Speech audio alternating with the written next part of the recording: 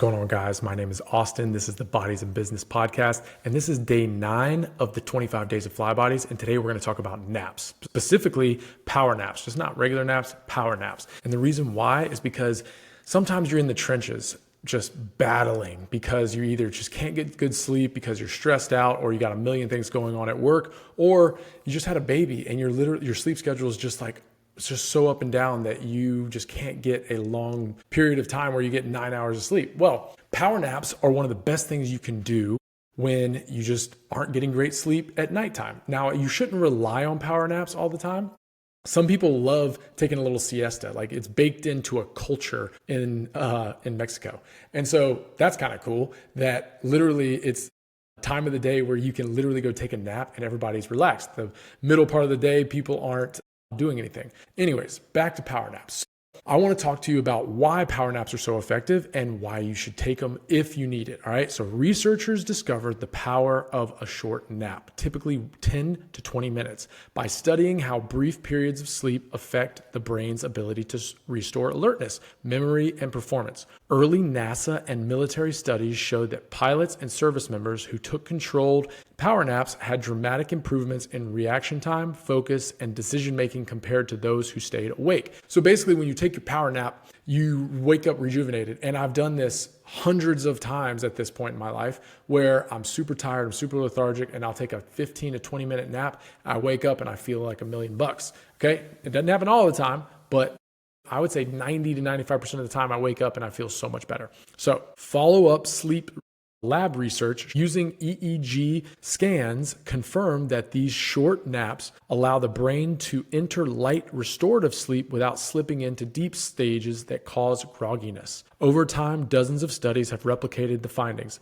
A well-timed power nap can boost cognitive performance and enhance learning, reduce stress hormones, and improve mood, making it one of the simplest science-backed performance enhancers we have. Now, when I say this, there's a lot of caveats and there's a lot of things people are like, I just can't do naps during the day. And that's okay. If you don't feel like you need to take a nap, don't take a nap. If you're getting enough sleep at night, awesome. You're incredible. Like, I hate you, but I don't hate you because you're the bomb. Getting great sleep at night is the goal. If you're not getting great sleep at night and you want to perform better in the afternoon, just with your job, with your attitude, with your family, you want to be able to show up as close to 100% as possible, or not, a power nap might be for you. So research has also showed that you don't want to take a nap too close to bedtime, because if you do that, then you're going to potentially mess up your sleep at night. So they recommend taking a nap at least 6 hours before you actually go to bed at night. So let's say you go to bed at 10, you want to take a power nap, if you do take one, before 4 o'clock. And the reason is you want the adenosine in your brain and body to build up so that you get sleepy again.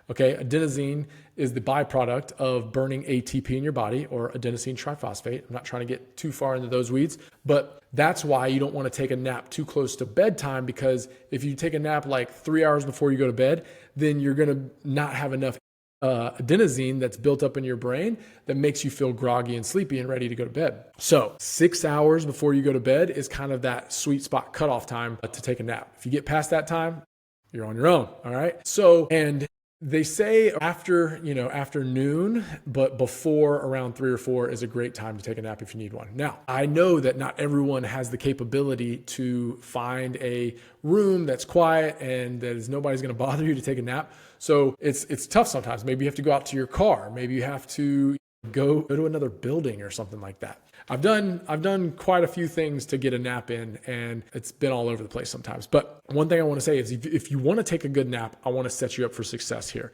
So these are the steps you want to take a good nap. Find a quiet place where you will not be bothered. I know that's pretty tough for some people, but for me, a lot of times I'll take a nap in my car and I'll lock the doors, and I know nobody's going to bother me. I'm in a parking lot or at a school or something like that, and I know nobody's going to bother me. All right. And sometimes I even go park somewhere where it's like secluded, so I know no one's going to bother me. All right. But if there's a room you can go into that is maybe a closet or an unused room in your house or unused room at the office, also super helpful. If we worked at Google, we'd have those sleep pods where we know people wouldn't be able to bother us. But find a quiet place. And the reason why you want to do this is because you don't want to feel the anxiety that someone's going to come wake you up, or someone is going to come bother you. Now, I know if you have kids, it's almost impossible to do that. So maybe when they're taking a nap, it's probably the best time for you to take one if you need to, not saying you have to. All right. The next thing is you want to lay down in a comfortable position. I love laying down flat on the ground. If I don't have a pillow, I don't worry about it. I just lay down on the ground because I don't want to feel like I'm in the bed, because I want to reserve that for my actual sleep at night. So however you want to do it. If you can recline in a nice chair or lay down, however you want to do it, it's up to you. But get in a comfortable position, preferably laying pretty flat. Then you're going to set a timer. And the timer is important because you don't want to get too far into deep sleep. You want to stay in that light sleep. So if you get past 30 minutes into that 35, 40, 45 minute range, then you're going to feel groggy when you wake up. And that's not what we want to feel like when we take a nap. We want to feel rejuvenated. Research has shown that if you stay between that 10 to 20, maybe 10 to 30 minute range, you're staying out of that deep sleep. So set a timer on your phone. I actually put my phone on airplane mode, and then I set the timer. So I know I'm not going to get any phone calls. I'm not going to do anything like that. So set a timer. All right. My timer is usually around 15 to 20 minutes, around that range. All right. And then the next thing is, a lot of people say, you just can't relax, or I can't fall asleep in 15 minutes. It takes me 30 minutes just to go to bed. Well, one of the tricks that I like to use if I'm not feeling, or if I have a lot going on in my brain and I can't really relax, I'll do 4, 7, 8 breathing. So you breathe in through your nose for 4, you hold it for 7 count, and then you breathe out through your mouth for 8 count. Okay, 4, 7, 8 breathing. And if you just focus on your breath, and you do that around like 3, 4, 5 times, you start to really relax. And then by that time, you're knocked out. All right. Or at least I am. So, and one thing I also want to say is, it's not going to be perfect. Okay. You're not going to just automatically be a great napper if you don't nap very often. I call them noozers, by the way. I'm going to get a shirt called Noozer Club. But honestly, it just takes time. Just like anything else, the first time you try it, it might only be 5 minutes, only 10 minutes. But over time, if you start getting in a good rhythm of knowing how to take a nap, just like anything else, you'll get really good at it. You'll lay down, take a couple deep breaths, do that 4, 7, 8 breathing, and you're out. And when you wake up, you're going to be like, I feel like $1,000,000. Okay.